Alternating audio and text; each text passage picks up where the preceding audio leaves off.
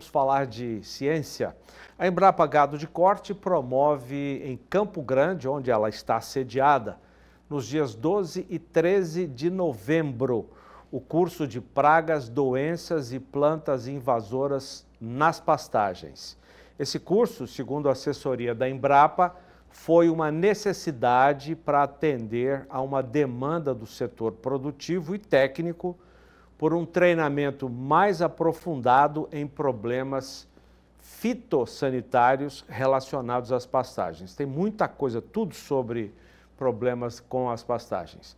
E para falar um pouco desse curso, nós recebemos aqui no estúdio a doutora pesquisadora da Embrapa Gado de Corte, Fabrícia Torres. Tudo bem, Fabrícia? Muito obrigado pela sua visita, viu? Tudo bem, Zaidan.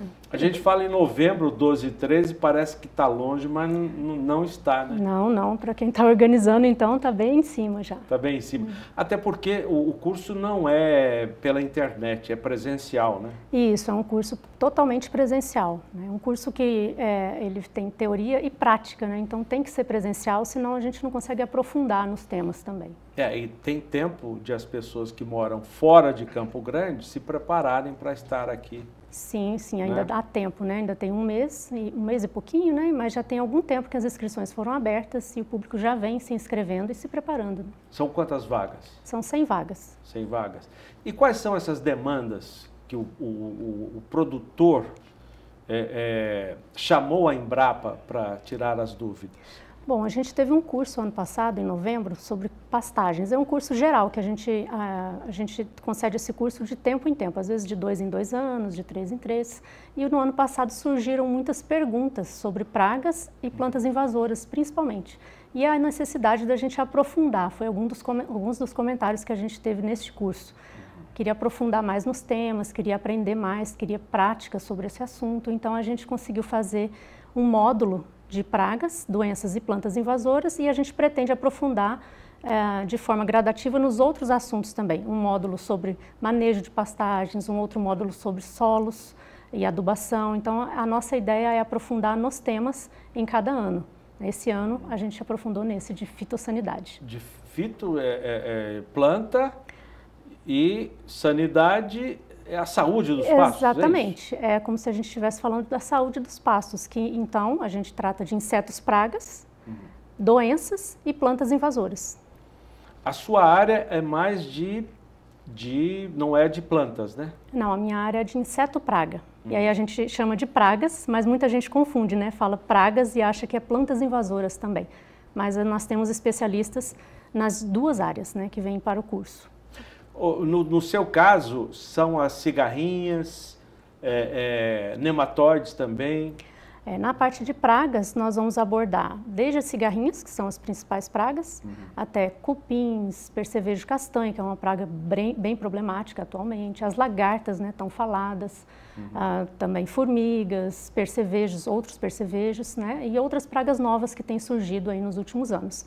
Na parte de doenças, a parte de nematóides, de fungos, de vírus. Hoje em dia a gente está se falando em vírus transmitidos por insetos, também é da parte de doenças.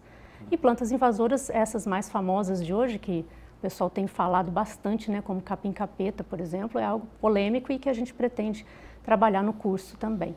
Olha, nós estamos vendo imagens de um terreno com muitas invasoras e cupim também. Como é que se chega a uma situação dessa? Bom, isso aí normalmente, né, tinha um colega meu que falava que isso é como se fosse a última gota, né, a gota d'água no pasto, né, ele já vem... É o apocalipse.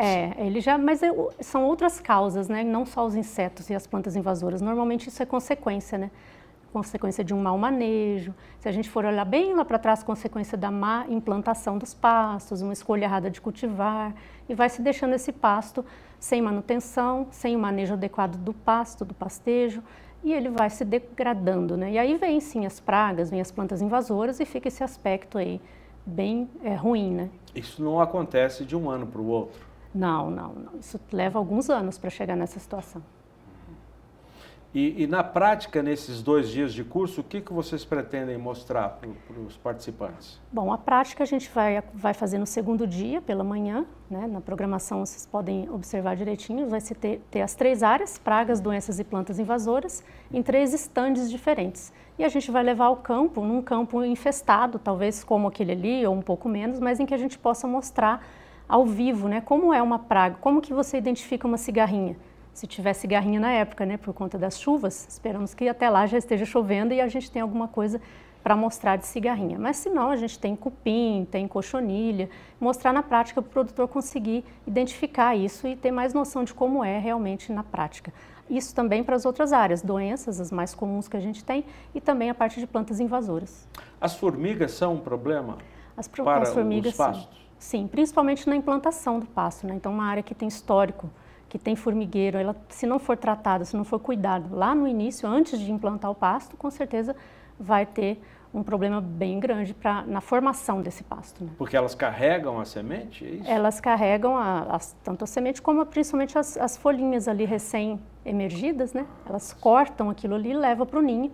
E aí você tem, a planta fica completamente sem folha e não consegue mais se desenvolver, né? Quer dizer que o combate a cupim, formiga, tem que ser feito antes de implantar a pastagem? Sim, algumas pragas a gente tem que saber o histórico e fazer antes da implantação. Outras a gente consegue fazer só depois, porque ela só aparece depois, né?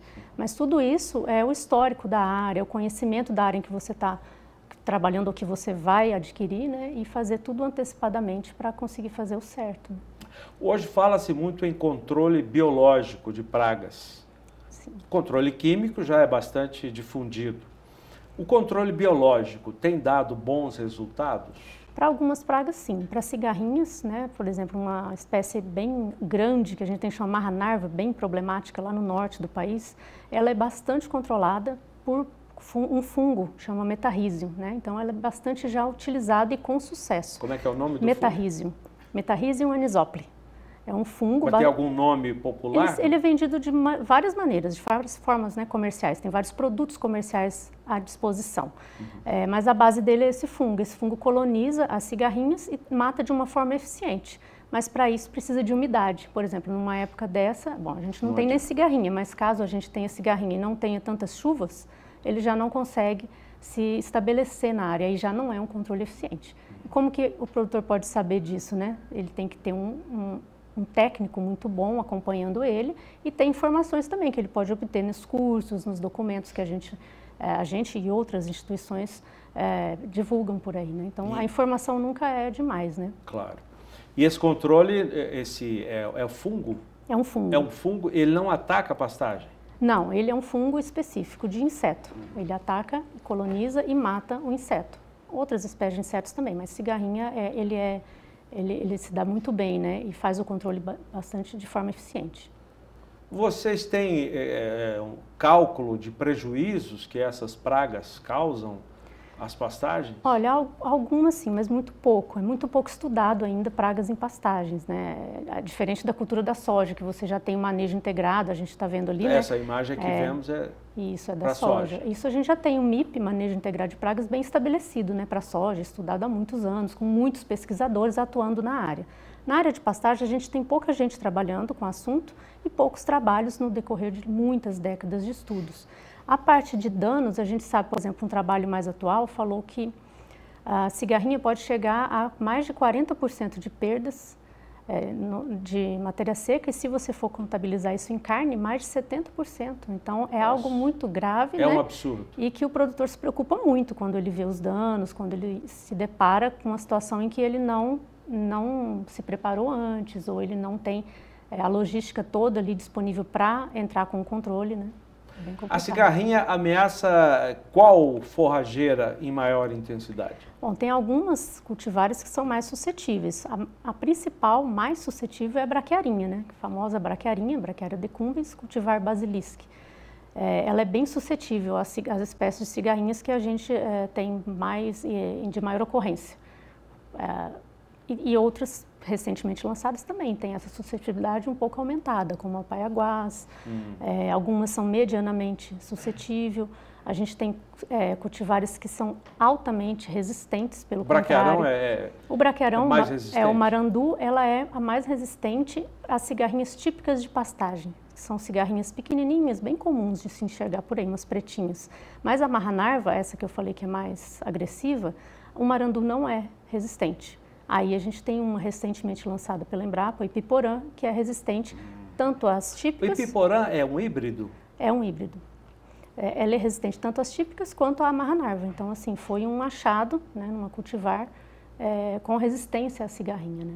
Claro que tem outras características importantes, mas se a gente for pensar em cigarrinha, hoje ela é a mais resistente. A gente tem outras que também são boas e medianamente resistentes, como o piatã, né, o charaés. Então, cada cultivar tem uma particularidade em relação às cigarrinhas. Como se orientar para plantar a forrageira correta e evitar esse tipo de praga? Bom, o principal é saber o histórico da área e da região, né? Você vai implantar um pasto novo numa fazenda que você não conhece a região, por exemplo, você vai pegar lá no norte, onde a gente tem muito ataque de marra-narva.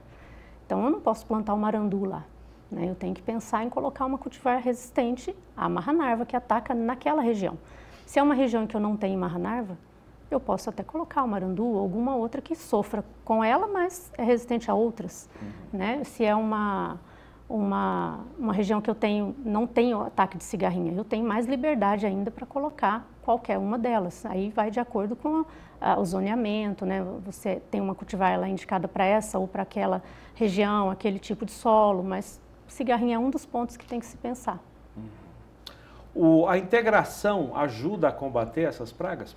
Por exemplo, um ano planta soja, daqui 2 anos planta capim, há essa alternância de culturas. Isso é bom no combate às pragas? Olha, isso é bom pelo lado de você, nas grandes culturas, você colocar o inseticida, porque já é comum essa prática, é mais comum em lavouras, né? Como eu falei, o MIP na soja e no milho, em outras culturas como o algodão também. Então, o inseticida residual dessas culturas pode favorecer, né, diminuindo o ataque de pragas na pastagem que vem na sequência dessas culturas. Um outro ponto é que quando você coloca o pasto nesses sistemas, né, muitas vezes o pasto é colocado na época seca, na época do inverno. No caso de cigarrinha, você não tem ataque nessa época. Cigarrinha ocorre na época das águas. E normalmente, dependendo do esquema de integração, você vai ter lavoura nessa época. Então, dá para jogar dessa forma com relação à cigarrinha. Mas a gente acredita, sim, que esse sistema ele favoreça, sim, a diminuição das pragas, também pode favorecer o aumento de inimigos naturais, de melhores condições ali para que as pragas, para que se possa conviver de forma melhor com essas pragas. Bom, essa aqui é a doutora Fabrícia Torres, a pesquisadora da Embrapa Gado de Corte, aqui falando de um curso que será ministrado na própria Embrapa, em Campo Grande, nos dias 12 e 13 de novembro. E muito obrigado, viu, pela sua entrevista. Eu que agradeço a oportunidade de poder divulgar o nosso curso e a nossa unidade da Embrapa aqui em Campo Grande.